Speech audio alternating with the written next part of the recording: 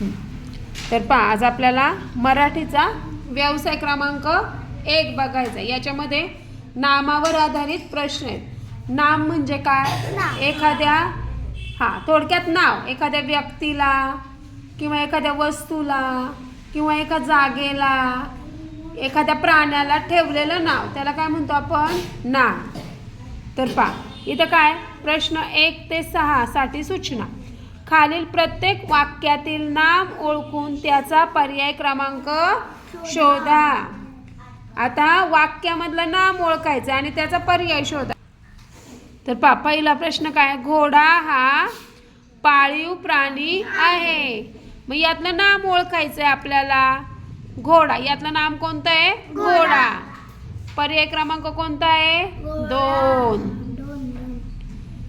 सूर्य हा तारा आपल्याला प्रकाश देतो. आता याच्यातलं नाम कोणतं आहे? सूर्य. कोणतं नाम आहे? सूर्य. त्या ताऱ्याला नाव ठेवलेलं आहे काय? सूर्य. तिसऱ्या नंबर. पर्याय क्रमांक 3.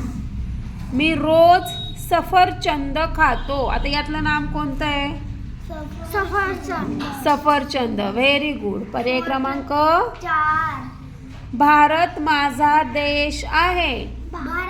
भारत. Very good. विवेकला दररोज व्यायाम करायला आवडतो. विवेक. Very good. पर्याय क्रमांक 1. कोयना हे एका नदीचे नाव आहे. कोयना. Very good. आता पहा, पर्याय क्रमांक 7 ते 10 साठी. खालील पर्यायात नाम नसलेला शब्द. आता ज्याच्यात नाम नाहीये तो शब्द ओळखायचा. पाहिजे काय? मंगळवार, सोमवार, शनिवार, उंच. कोणतं नाहीये नाव? उंच. पोपट, सिंह, काळा, जिराफ. काळा हे नाम नाहीये. ती, वही, पेन, टेबल. ती हे नाम नाही. बरोबर. किशोर, करतो, कमळ, कविता. कसं काय? हे नाम आहे. करतो हे नाम नाहीये. आता पहा, पुढील वाक्यात एकूण किती नामे आली आहेत पहा. मोहन व सागर सकाळी मुंबईला गेले. तर पहा, इथं मोहन एक नाम आहे, सागर एक नाम आहे आणि मुंबई हे नाम आहे. मग एकूण किती नाम आली? 3. पुढील वाक्यातील नाम नसलेला शब्द ओळखा. वाघ व सिंह हे जंगली प्राणी आहेत. जंगली नाही आहेत. हा नाम नसलेला शब्द आहे.